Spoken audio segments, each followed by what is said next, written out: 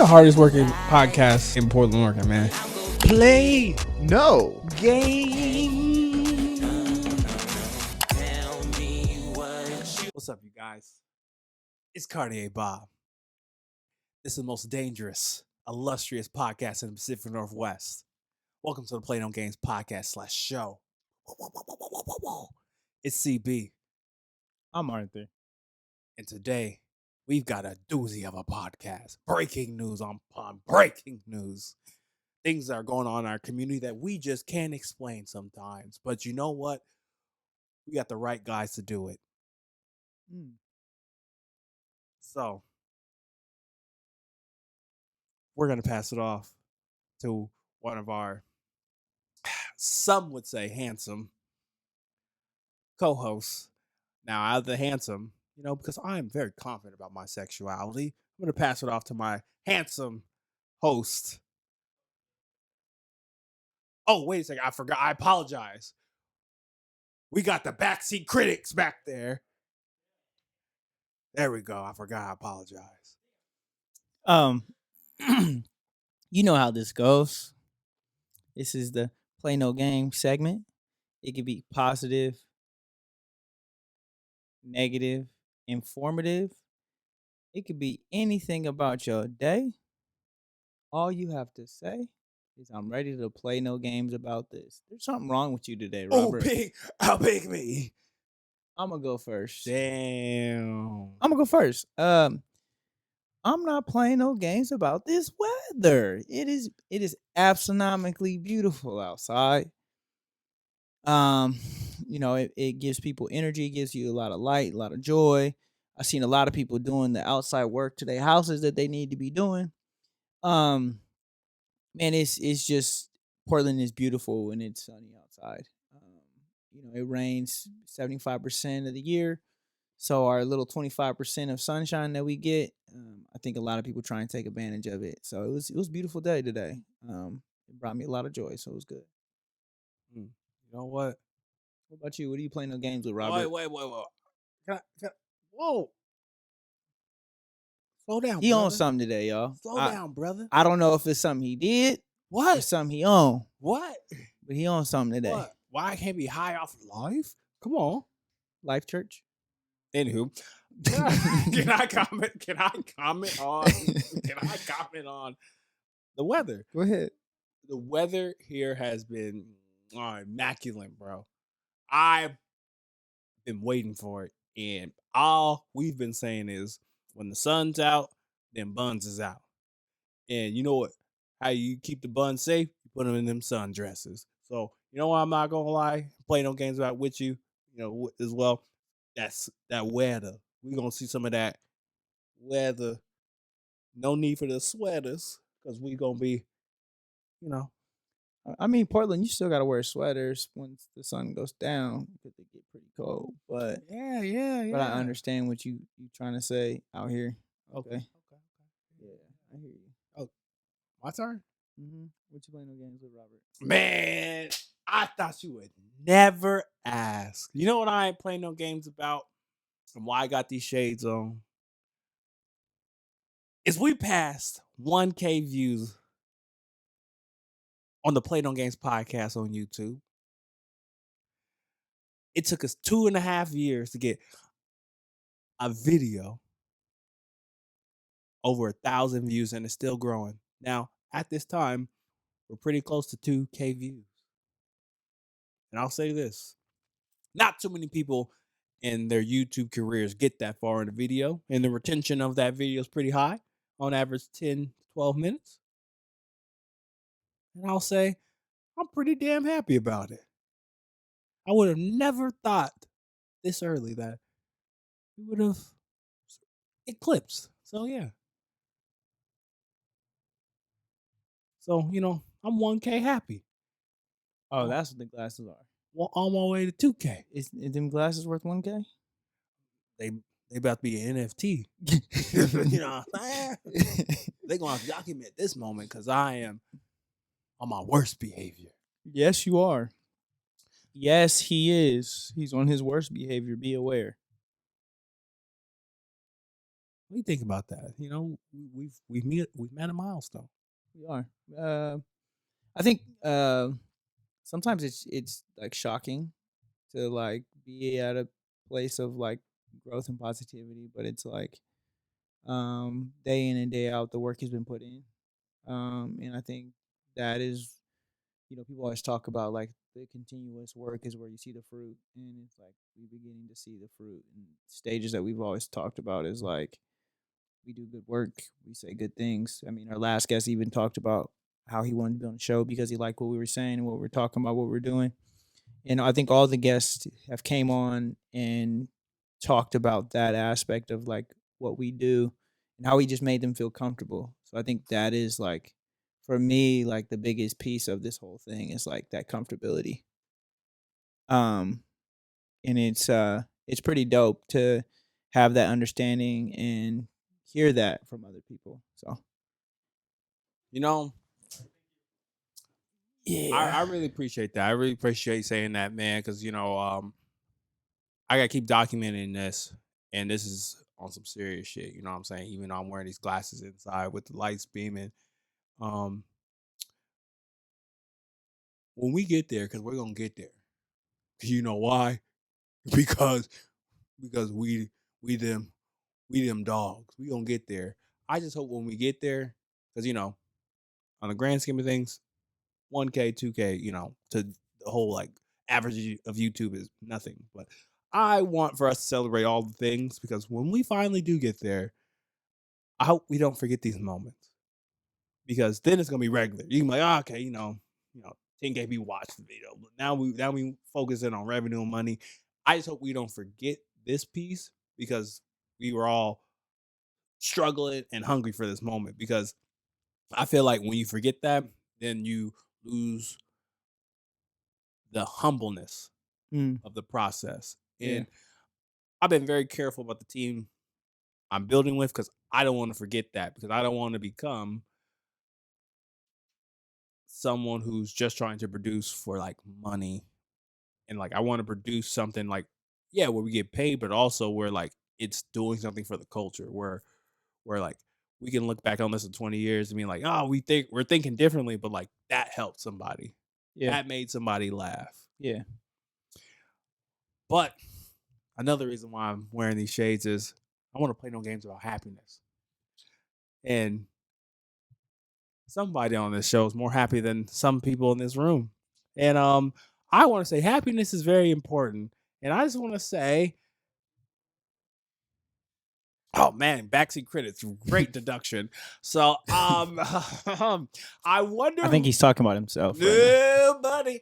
I wonder who's most happiest out of us. You. Whoa. The way you're talking, the way the excitement was, the dancing, the glasses, Okay. the salmon pink shirt that you're wearing. Hey man, Um, Gator boots with a pumped out Gucci suit. That's not Gucci, and that's not a suit. I ain't got no job. I stay fly. So let's do a roll call of happiness. What were we all doing last weekend? I'll start first. So last weekend, whoa! Yes, Rob. What were you doing last weekend? Last weekend. What were you doing last weekend, Rob? Set yourself up, huh? That's fine. Okay, last weekend,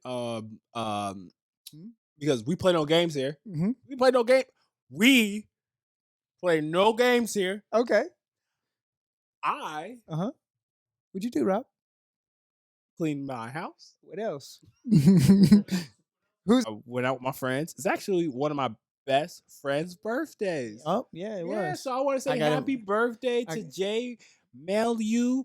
Yes, sir. Happy birthday, young buck.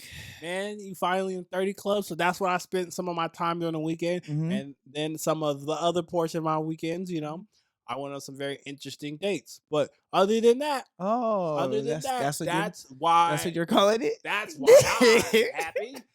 But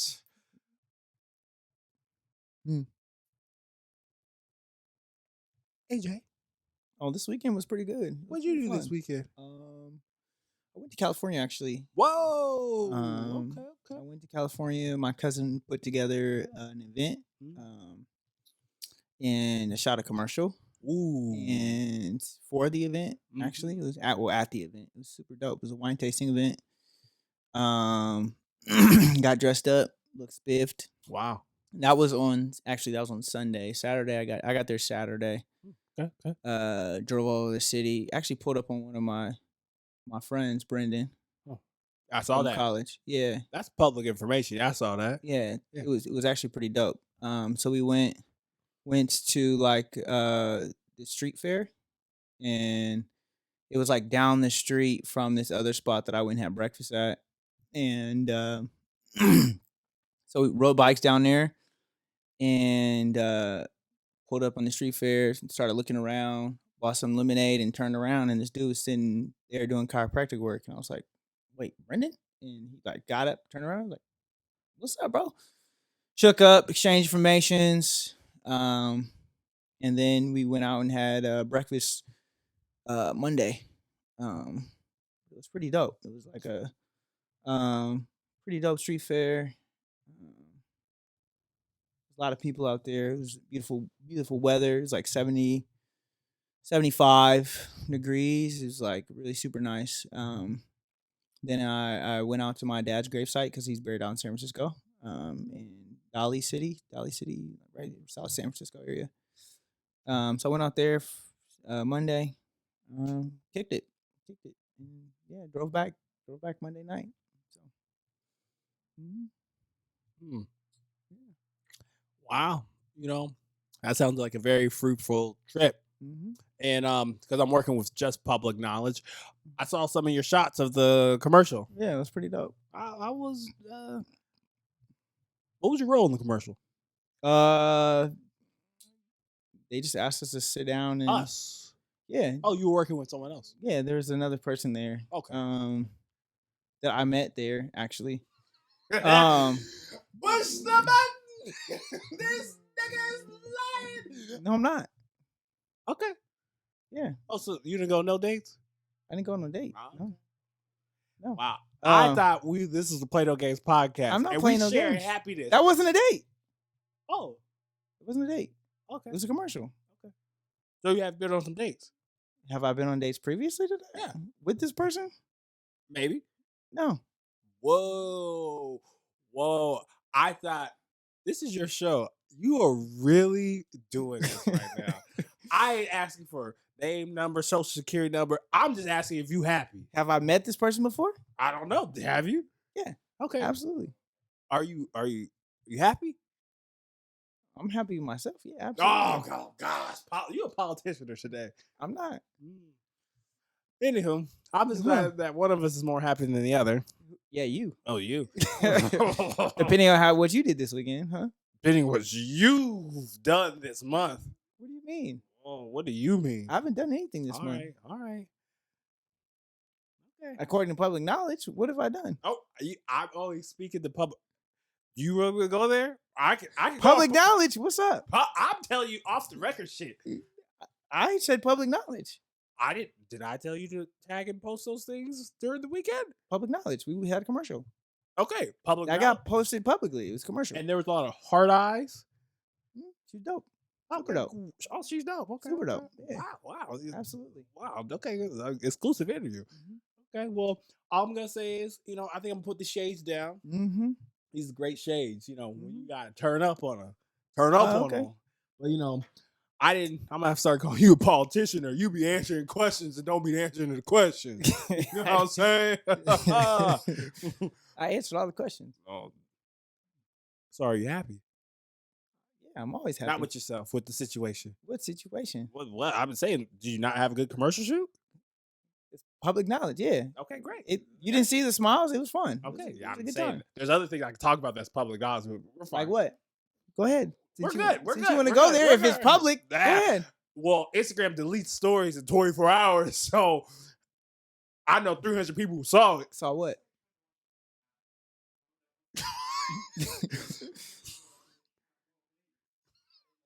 Hey, you happy, bro? Anywho, Hopefully we'll talk about it on another podcast. What is public knowledge? I'm gonna say hopefully we talk about another podcast, but it's all right. It's cool. I'm just curious. But you know who's all smiles? Hmm. Yes, Maxi credits are all smiles. You know who's all smiles? Phil Knight. Phil Knight and his wife Jenny. Right? Is her name Jenny? Penny. Oh my gosh. Her name is Penny. They have donated $400 million to Northeast and North Portland. Before I read some of this article, how does that sound to you? Because you're just a Chad. You're a nice, good Me? You talking to me? Of course. So AJ, what do you feel? Before we dive into this, how do you feel that Phil Knight and Penny Knight have donated $400 million to? It's a money scam. Wow, a money grab. You think so? Yeah, absolutely. I mean, the black community in Portland probably pays over $400 million to Nike alone, just from products bought and the things they do for Nike, EYBL stuff.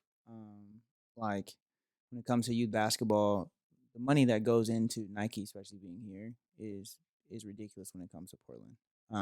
And so I think 400 million is his way to say, like, thank you. Do I feel like it's out of real genuosity out of his heart? No, because why did it take so long to do it? What made it now an opportunity for him to donate money, $400 million to the city of Portland, when where he's donating, Jefferson's been on the books to be remodeled for the last 7 years, 8 years, and now there's money going into it. Now there's money going into that neighborhood. Now it's like, what's the agenda, right? Like, people have been looking for money to go into that neighborhood, and nothing ever got brought up, and now all of a sudden it's, oh, let's give money back to the neighborhood. And so for me, I think there's an underlying thing there, especially with this whole debate of I-5 expansion. I know one of the new things that was coming out was building the middle school, Harriet Tubman, right next to where Albina Head Start is, and across the street from Jefferson. There's like a park there, like a dog park right now. They use it as a dog park. It's like a back field. Yeah, I know what you're talking about. They're gonna put the school there. They're gonna put Harriet Tubman Middle School there.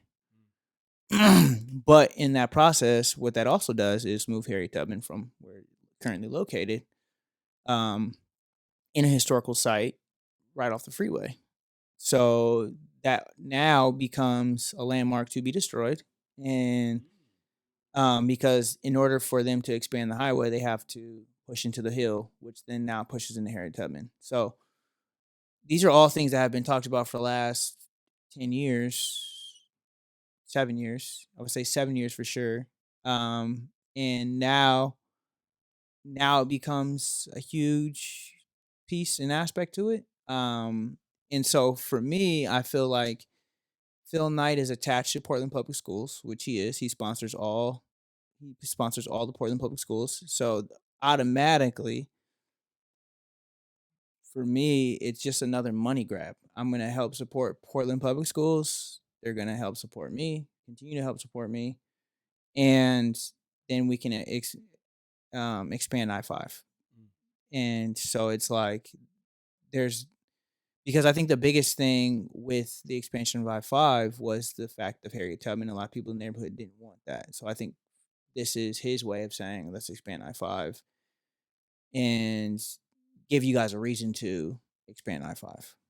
I don't know. It's great. Yes, it's great for Northeast Portland. Yes, great. Where is that money actually going? I don't know. I haven't done my complete research, but I know the other ends of the spectrum when it comes to the schooling piece and what's been going on there, the district, the lawsuits that's been going on, all that other stuff that is combined with that, the ODOT stuff, the whole. I was working on a committee 3 years ago working on protesting the I-5 expansion. Mm. Like, so, but that's what the biggest thing was finance. That was, which is always a huge factor into anything, Mhm. but also historical context. They just rebuilt Harriet Tubman. They Oh, they I didn't know. rebuilt it first. It wasn't so Harriet Tubman had been closed for the longest because it wasn't suitable for students to be there because of it being next to the freeway. Mhm. So they redid the air system there. Then they moved, because I was working at Boyce. Mm. They when they were K-8, Mm. they moved all the eighth grade or the middle school students to Harriet Tubman after they redid the reconstruction, cleaned it up, made it look nicer, did some room stuff, renovation, put those students in there. Now, now that it's feasible, because again, this was this was a conversation 7 years ago about I-5 expansion before they did the remodel, which the community itself, Northeast Portland, got together, closed down the idea of it being completely shut down because again, it was a historical school. But we're back to the same topic. So it's for me, it's crazy to see now that we're back to the same topic. There's big money involved, and big money happens to be someone who's a part of PPS, someone who gets a lot of their money from the black community, and so it's like, why not? I have so many things to say after you said the things, but before I kind of get into that, I want to cue our listeners in just in case they are unaware. Just gonna read parts of this article. It says Phil Knight gives 400 million to benefit Black Portlanders. Phil Knight, billionaire co-founder of Nike, is contributing 400 million to a new investment fund to support Black residents of Portland. The gift from the Knights and his wife, blah blah blah. So they revealed Monday is meant to fund education services, art programs, and other projects for the Black Portlanders within the inner north and northeast Portland neighborhoods, also known in the Albina um, neighborhood. Albina, just a little backstory, because one of my questions I was going to ask you, because I've lived here all my entire life, and I was going to ask you, and this is probably going to answer it, but I still want your thoughts on this. Is like, I never saw Harriet Tubman as a historical school, where you were saying it's very historical and things like that. I never, growing up here, never knew or like saw that whatsoever. But long story short, it says Albina was the center of the Black society and businesses in the early 1900s, but the 1960s communities had been decimated after the city backed urban renewal projects, level homes, and community hubs. These construction projects, which built spaces like the Memorial Coliseum, Legacy, Emmanuel Motor Center, and a stretch on the Interstate I-5, crater Albina's Black population. The the community, which is now represented by Elliott, Boyce, Humboldt, Overlook, and Piedmont neighborhoods, was further harmed by the decades of gentrification that followed these projects. So I do have this one part where it kind of says what the funds are doing, but I guess I kind of want to kick to you because I don't want to lie. Like, I know a lot about, Black Portland history, where like I knew about like, Legacy Hospital where it's at. That's where a lot of our homes were. And I can see how I can see how Harriet Tubman was a historical school, but like growing up, I never knew that. I just knew like the overarching thing. So I didn't grow up in the Albina area. Mm. My mom did though. My mom went to Albina Head Start. She went to Harriet Tubman, um, and then she went to Grant for a year before going to end up graduating from Evergreen. Mm. But my family was raised down the street, and Harriet Tubman was when I came into learning more about Harriet Tubman. Harriet Tubman was one of the middle schools. Mm. And most of the students went to Harriet Tubman, especially that went to Jeff, that went to Grant. Some of these schools, like it was literally like two middle schools that these students went to, and uh, which was like Beaumont and Harriet Tubman, and then Whitaker. as well became more of one of those schools too as well. But Harriet Tubman was like one of the major schools in the Albina area. Um, I didn't know that. and so I mean that was just from a little bit of research that I did. I mean, please you can fact check me if that's true or not. But that's how I got like kind of that foundation of like understanding what was going on. Mm. And that's why it was such a push to get Harriet Tubman back open. Because it was closed for a long time. When most of Portland public schools were K through 8, Harriet Tubman had been closed. And that was one of the fights when I worked for a nonprofit. That was one of the fights that we pushed was to get Harriet Tubman back open. And so when it got open, we ended up moving homeless students into that school, which also ruined a lot of district lines too, because now they had to redraw them. And so it took a lot of teachers from different neighborhoods, different areas who didn't know the students going into Harriet Tubman, which also put Harriet Tubman at a downfall. And I think that's also part of the reason why they want to move Harriet Tubman again, because where it is and how it's going, um, it hasn't been off to a great start. Just with the population there, the mixture, I think a lot of student staff ratios are kind of off. But again, that's here nor there. Okay. Um, So, also this article kind of follows your original point that you were talking about what they're doing with the funds, and just curious how we can have like a 360 circular conversation, even though this is what this article is saying. It's not the only place where you can get information, but they said the fund intends to repair some of the damages by investing in programs that support Black Portlanders. The fund was created by Rukana Adams. Sorry, um, my fellow Black queen. I struggle with the pronunciation, but Rukina Adams, the former investment chief of the Myers Memorial Trust and founding board of the Albina Vision Trust, a nonprofit within a similar focus on economic investment in the historic Albina neighborhood. That Albina Vision Trust is perhaps the best known for working and for advocating for blacks, uh, Black Portlanders via the massive project to expand the I-5 interstate on the road. So knowing that, and as I mentioned before, that they're gonna invest just in like programs, knowing that we have this person who is very aware of the ice interstate, and I'm pretty sure she probably was involved in those talks 7 years ago. Do you still think that it's still a ploy? Absolutely.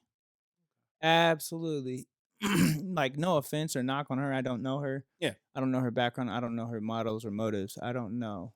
Like, but from my perspective and just from the stuff that I've learned is that a lot of times, a lot of cooks in the kitchen, especially, how do I say this nicely? When it comes to Black Portland, sometimes we have a tendency to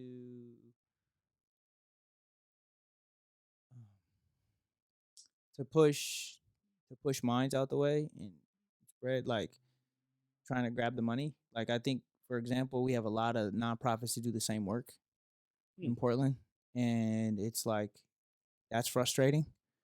Um, because you guys are all doing the same work, but want the credit for the work that you do when you guys are all doing the same work for Black individuals, and that to me doesn't make sense. But I think we have a lot of that, like reciprocation of things, and I think that's also why Black Portland doesn't grow like it should. Um, That's very interesting. Interesting that you would say that. To kind of take this conversation a different way too, as well. Where like I hear on the constant from a lot of people who aren't from here, why in the Pacific Northwest is Black culture so segmented? And my response to that person was like, I feel like we're all in these different satellites where we're doing these different things, and I do think it's a bit easier to do things and to garner support when you are in the Midwest or the South? I don't think so.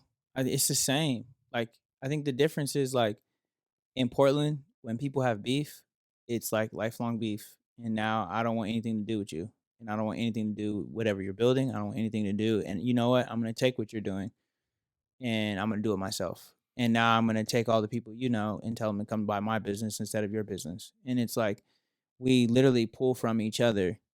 Like, I mean, I'm not going to say names of the stuff that I've done, but like there's nonprofits that most of the non most of the nonprofits that you see in Portland that work with black students or primarily black students, they do all the same work. They all do the same work, just ran by somebody different. And a lot of times those people don't get along. And so it's interesting. It's almost like family beef that never got solved. And so now you can't see your cousin. And it doesn't make sense to me. Like it doesn't make sense to come to a city where most people know each other, most of the people grew up with each other, but y'all looking at each other through a fence because y'all can't get along.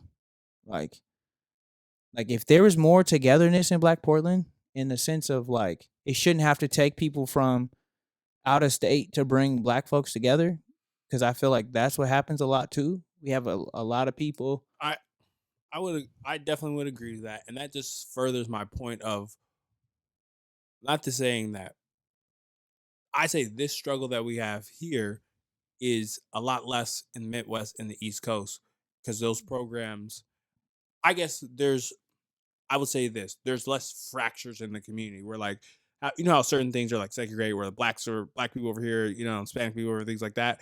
I feel like it's more easier because, you know, in Atlanta, I'm gonna see all the people I look like, or if I'm in New York, I'm gonna see all the people I look like, and I feel like that's a little bit more easier. But when we come here, because we've talked about this many times on our show in a dating aspect and things like that, where it's kind of like black Portland, like we're just a different type of black people here.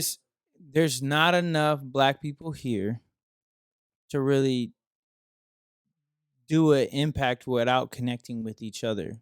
And that is the problem. When you go to other cities, Atlanta, New York, Texas, or Houston, whatever, there's a lot of black folks. So you're not worried about the little beef that you and Tony got, because I know Okay.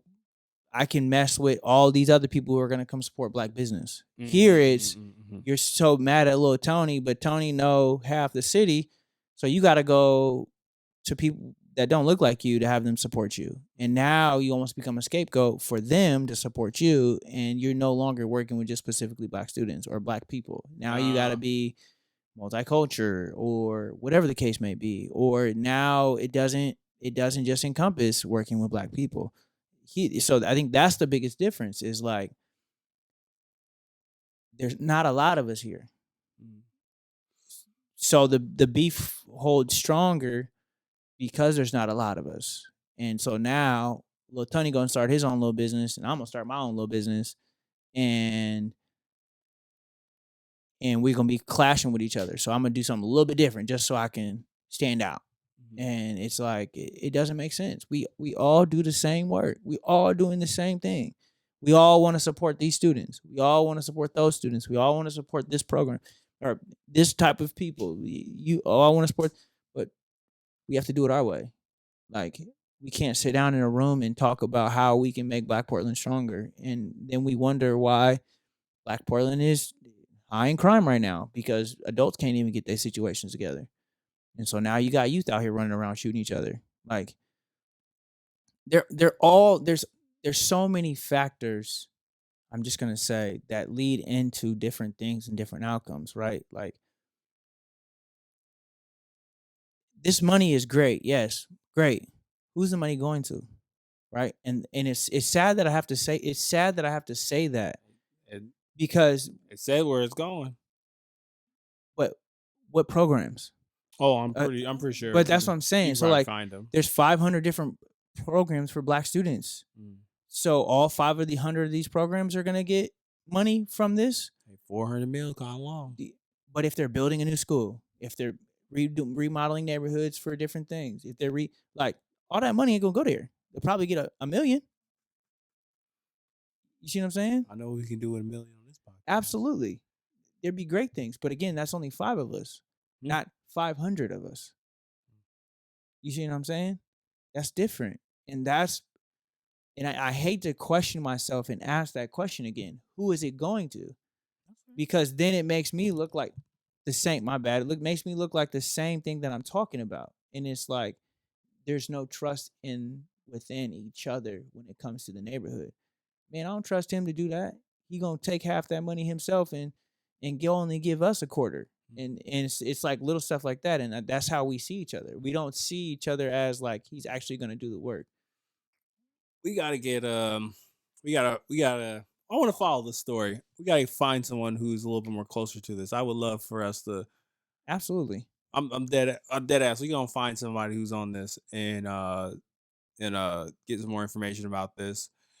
Smaller segue. Before we kind of get into our next bigger topic, I kind of want to ask you, and this is kind of big because we're actually kind of talking a lot of policy, and this actually just came out just very recently. I'm just curious because we've talked about this a lot on this show. So recently, the state of Washington, the one that's right above us, Washington State, has recently, as of 6 hours ago, banned the sales I've of seen that. AR-15s and other assault weapons. I've seen that. I've seen it. How do you feel about that? I've seen that. I mean, it's not going to stop the sale. I mean, it's not going to stop the sale. Like, I mean, if you get caught with AR-15, okay, what they're going to do? But everybody's not walking around with AR-15. Just being honest. Like a lot of people you probably don't know have one. I know a few people that have one that nobody knows they have one. And that's the thing about guns, that we cannot regulate them unless they're bought from a shop. But all guns aren't bought from a shop. Most of the guns that get bought are illegal guns. One, because they're cheaper, and two, you know, I'll bring this into reference. So, one of my sister's friends is in the military. Came home and is telling me that, in the military, they get a ton of guns. They get new guns that come out every year, and they get rid of a whole bunch of guns. He said most of the time they bury them, and wherever they are, they might just bury them. Or I don't even know if I'm supposed to be talking about this. Hey. But or they ship them home. They send them home. Those aren't regulated. No one stops them from doing that. They can't ship ammunition and stuff home, but they ship guns home, and you can purchase ammunition here. So they have stocks and stocks of guns sometimes that they can just sell on the street, do this with that. And a lot of people don't understand that. And, I might get in trouble for saying it, but like at the end of the day, like I think the regulation on weapons is going to be the same thing as prohibition. Like they're gonna find a way. Like, I don't know. Go ahead. Please be on the mic. I'm on the mic. So I just want to add, Illinois, Chicago area has very strict gun laws, and actually a lot of their guns come from across state lines. Like Indiana has some of the loosest gun laws in the country. They do not require permits to carry a gun, so a lot of people can cross state lines to Indiana, buy a gun, bring it back to Illinois. Same thing with Washington. They ban guns, which is cool and all, but Idaho, it's 4 or 5 hour drive. Again, very loose gun regulations. They've just loosened them up in recent years. So all it takes is just a road trip over to Idaho, come on back home, and you've got a gun. So the reason why I kind of want to bring this up, and I'm gonna also need to get the fact dragon on this one, is I think it was like in New Zealand, or it's either New Zealand or I forgot what European country it was, where mass shooting happened, and then they did a ban of assault weapons, and then they haven't had a school shooting since that time. Where I guess I want to give a shout out to like local government because, well, I feel like what a lot of people understand is local government does matter and does help. Where like if a lot of other states, right? Because I feel like there are certain states that will never go down, you know. But I feel like Absolutely. if there are a lot more states that have not taking away gun rights, but like putting more barriers, is almost kind of like, all right, putting all these different things barriers so I don't get this thing. I feel like it does help because if a whole entire country, right? But That's a whole entire but you country. have the biggest thing that like Fact check me. we forget Okay. the biggest thing we forget is like what's the foundation of our country? Have Like to.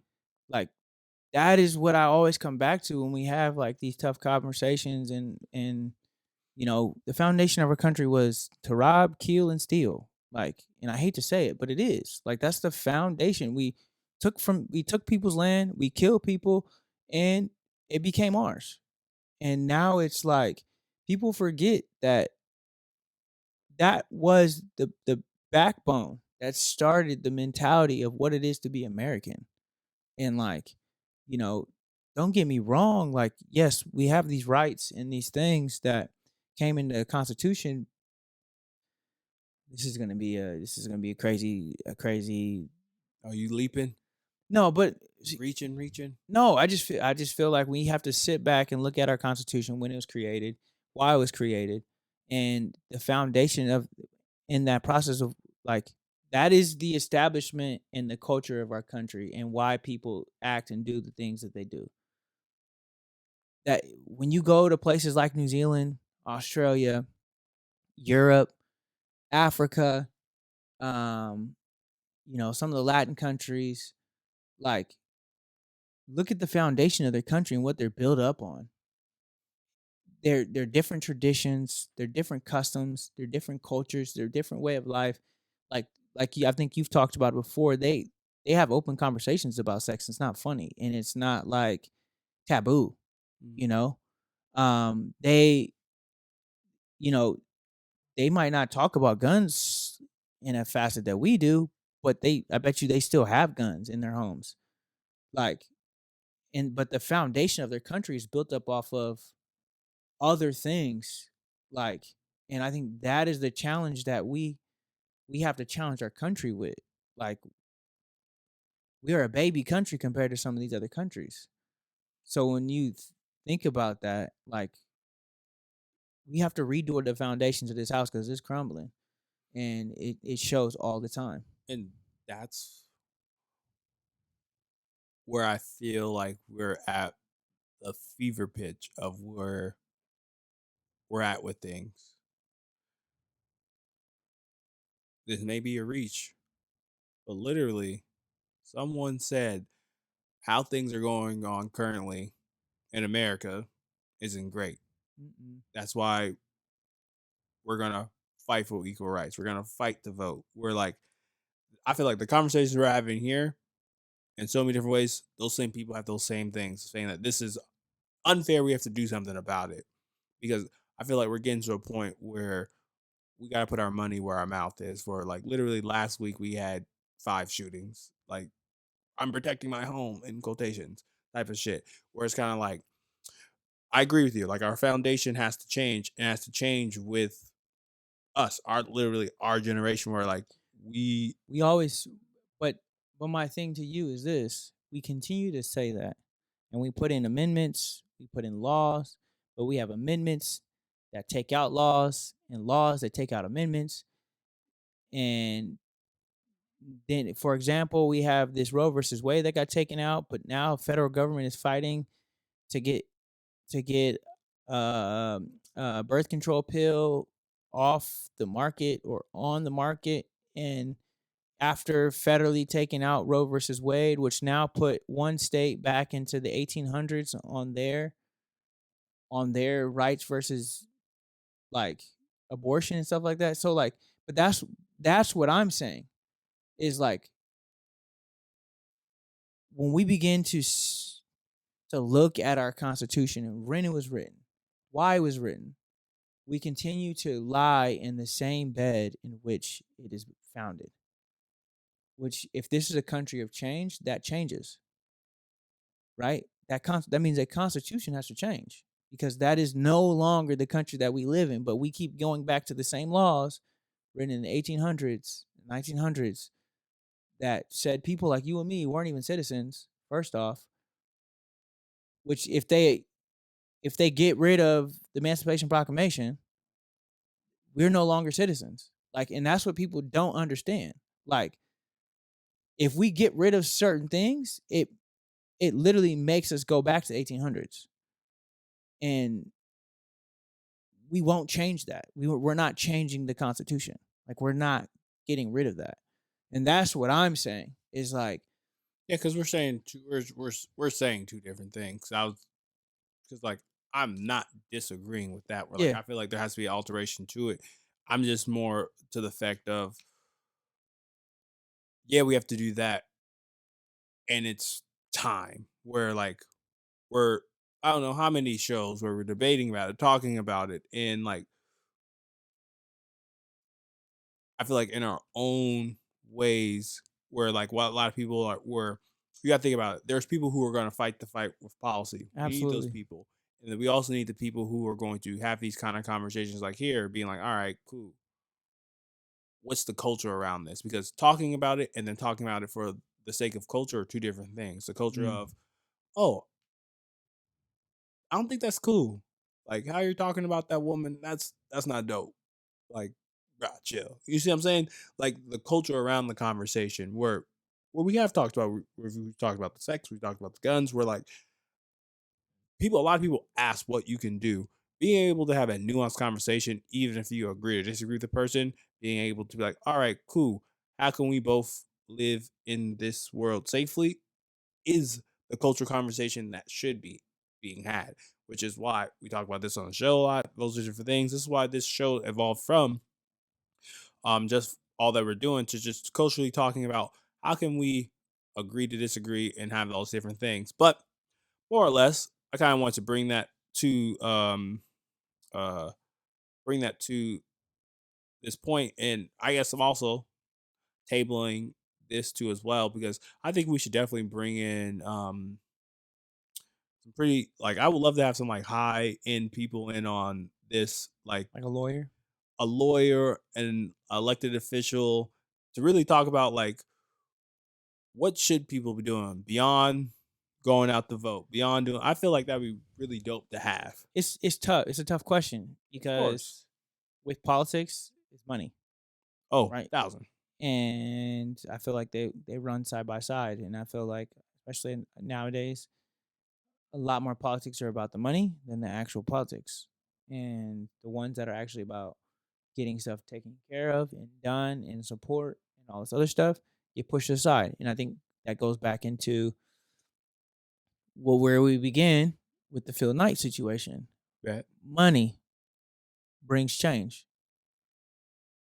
It's not about politics because these discussions have been had for over 7 years. These discussions been had about changing albino for over 7 years. Why does now money say, "Oh, this is going in action"?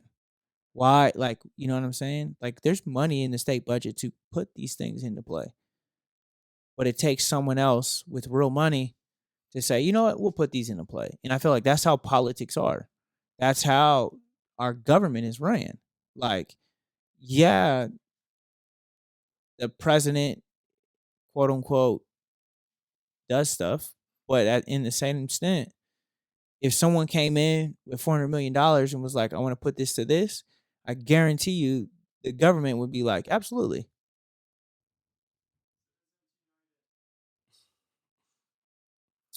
Well, speaking of citizens uniting on a political front, you were saying something? Okay. So, I think to end the show for today, I got a pretty hot topic for you because, we hit all the major points, but we always got to save the good stuff for the end. What people really want to hear. People want to know about celebrities and hot drama. So I'm going to play something for you. I want you to hold your reactions, and I want your opinion. Okay? Are you ready? Yeah. I need you to fasten in. Come on. Put your seatbelt on. This is crazy. Come on. What is about to be said is gonna give you a haircut. Watch this. This is crazy. Men are providers. A man's value is his money and his career, and a woman's value is her looks. That's the fucking truth, and that's the world that we live in. Women get things because they are pretty, and men have power because they have money. And if you want a good-looking woman, you're gonna be spending money. Not every man wants a quote unquote good looking woman. Like some men just want normal women. Yeah, men Like, without money. that's not true. I'm not dating a woman that's above a 7. Like, I'm just being real. But if you could afford it, you would.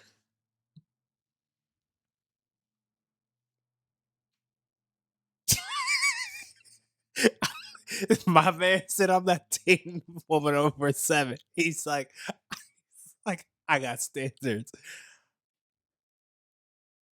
What are your thoughts, sir? Would you Oh. want to hear it again? Low key, like in our society, that's true. You think so? In aspects, yeah. Oh. Again, like we've talked about this before. Yeah. And I feel that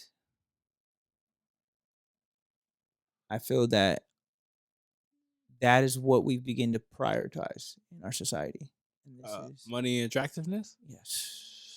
So the reason why I want to choose this is it's getting to a point where we gotta start taking people's podcasting equipment.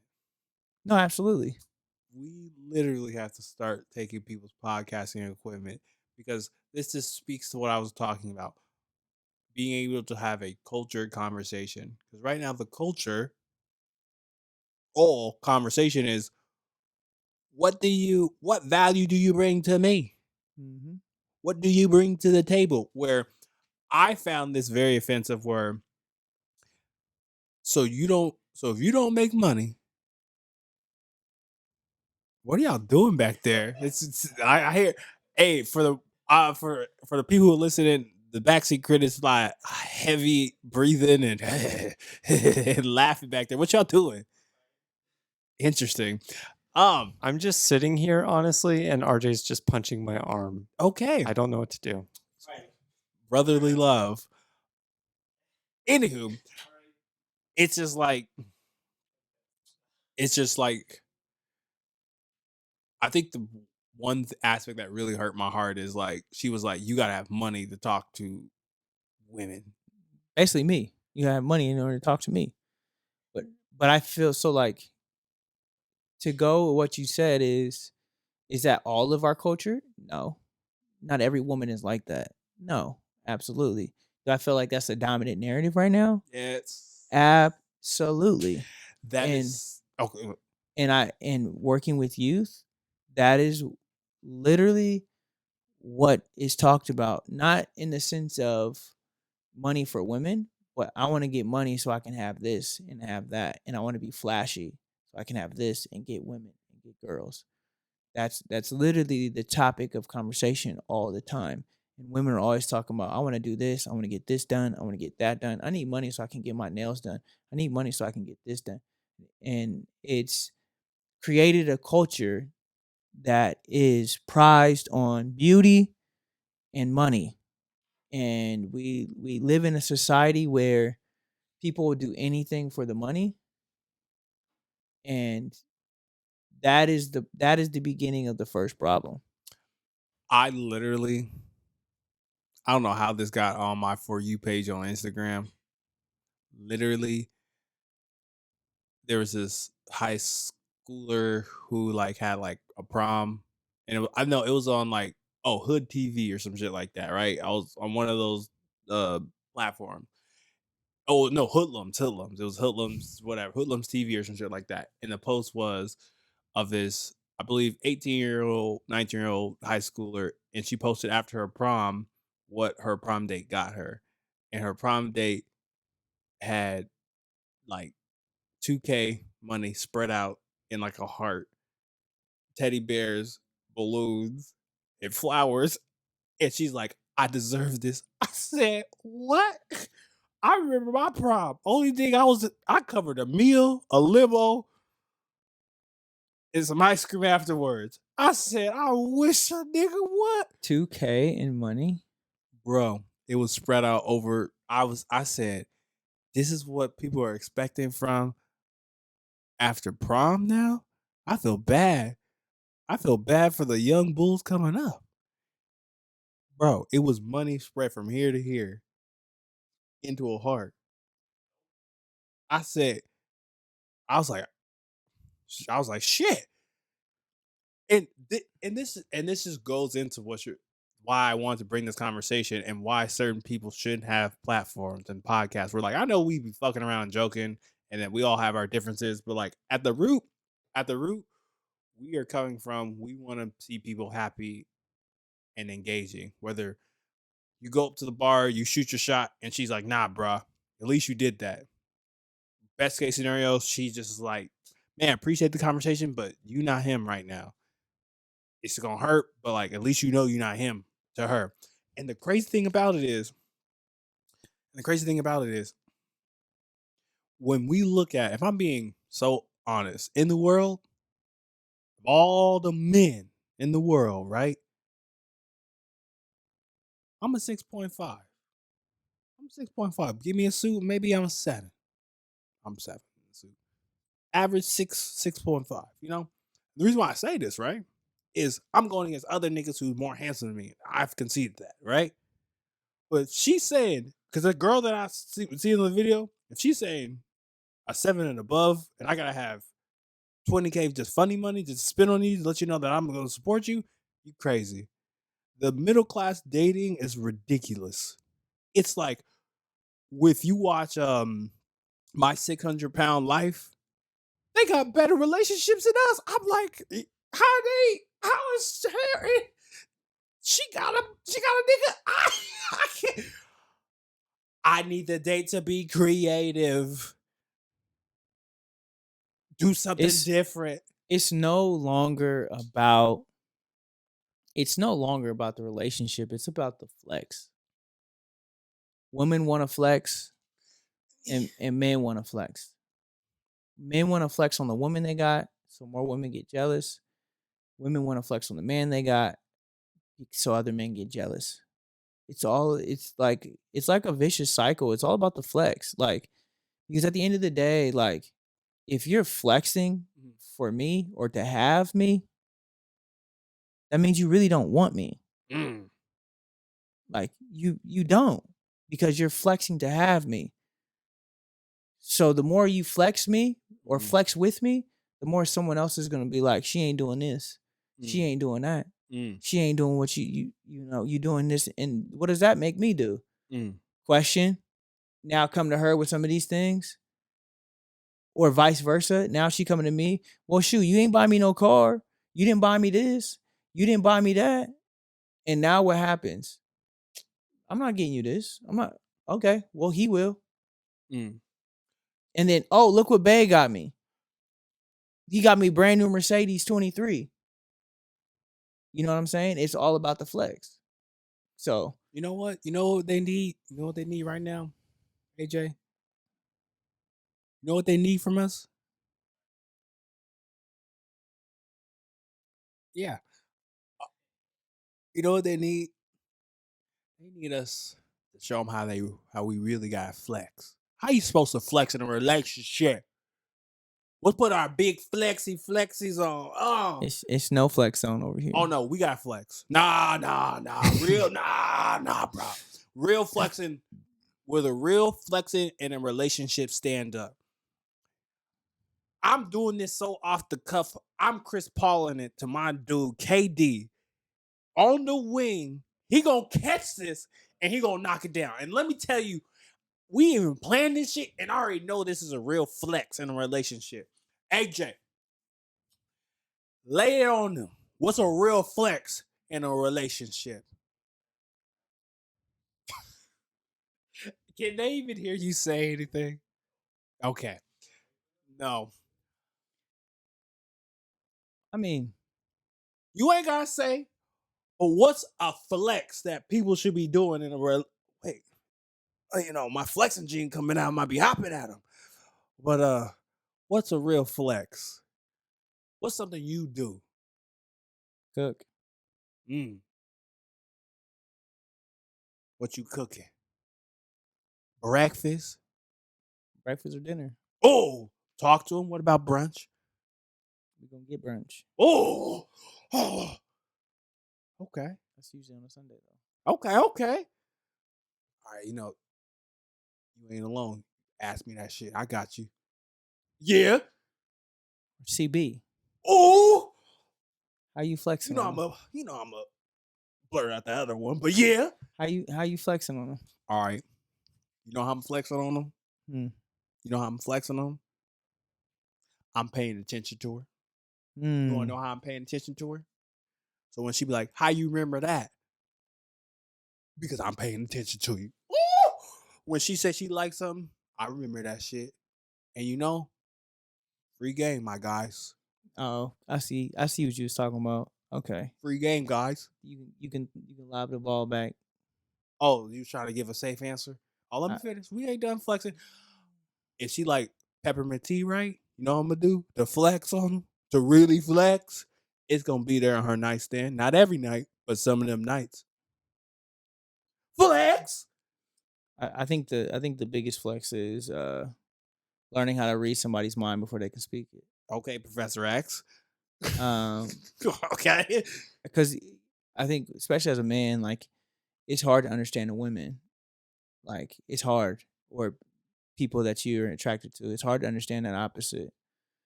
Um, but being able to not predict, but Thank you. I was about to say. put it into rhythm or Oh, practice, understanding how your person operates is very important. And I think the biggest flex is being able to get them a gift that they weren't expecting and they love it.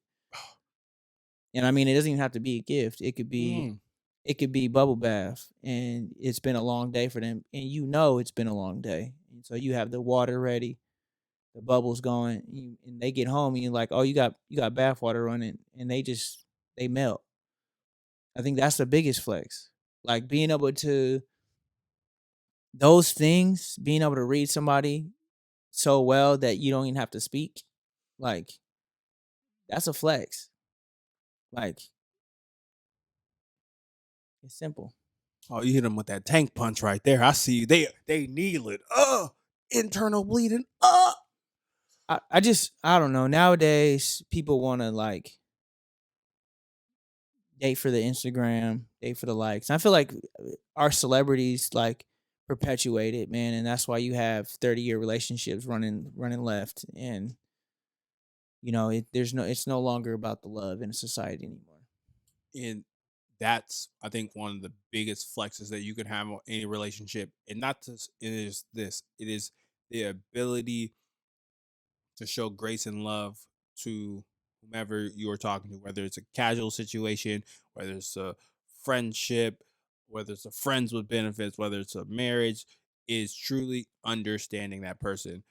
I love how you said it's anticipating, but it's really showing love when you genuinely can say to a person, you make my day, you brighten up my day, or I see, I see you. When you see someone, because we've talked on this podcast many times of like, oh, when someone says hi, you say hi back. It's just, it's important. Like you see a human being. But like when you see someone in a relationship, whether they're struggling, whether they're succeeding, whether, they're confused, they remember that, whether they are consciously there or not, because there's this line, people will forget what you say, but they will never forget how you made them feel. Mm-hmm. And if you make your partner feel loved, even during the bad times when you don't want to fucking talk to them. And one of my favorite pictures of this like white couple, right? I think it's like a 90s thing. And like it's raining, right? And the guy's got his face like this. He's like blah, blah, blah, blah, and his wife's face is like blah, blah, blah, blah. It's raining, and he has the umbrella over her, and like it's like signifying like even though Sacrifice.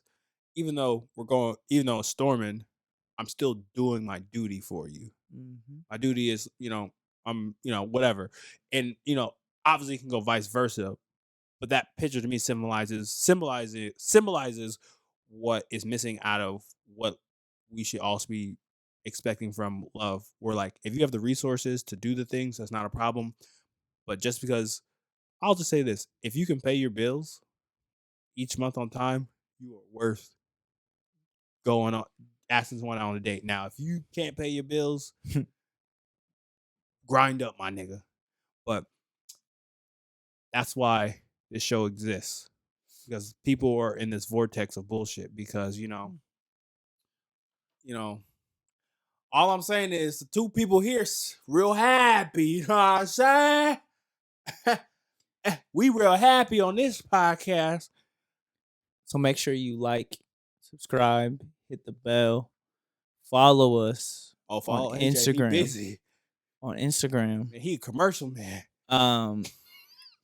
All that we do, man. We love the support. If you want to donate to $Hero Bob. That also adds to everything that we do on this show. Again, thank you for watching. We do this for you. We don't do this for ourselves. That's half truth. For me, it's all about trying to put you really on a higher vibration and just like this aspect of life. So I hope you're listening, and please continue to watch, especially on YouTube. 100K views. It's been the Play No Games podcast. I'm Arthur. I'm Cartier Bob. And we out. Peace. Probably wondering if I think of you. Sorry, I'm for the bag right now. Yeah, I'm for the bag right now. Yeah, for the bag that I never had. Yeah, you probably mad right now. Yeah, I got a 2-piece now. Shit, I think they call them groupies now.